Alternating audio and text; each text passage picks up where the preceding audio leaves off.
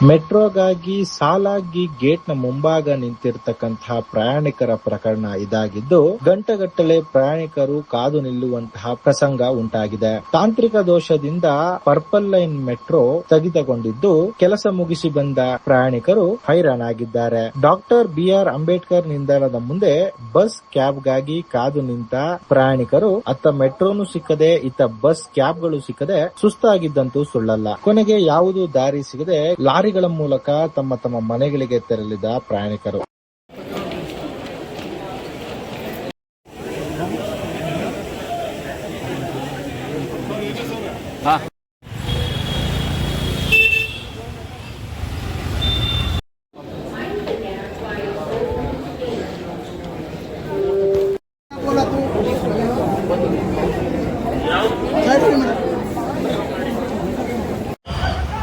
ನೋಡಿ, ಎಲ್ಲ IT employees ಏನೋ ಗಾಡಿ ಸಿಗದೆ ಲಾರಿ ಹತ್ಕೊಂಡು ಹೋಗ್ತಾ ಇದ್ದಾರೆ ಇವತ್ತು.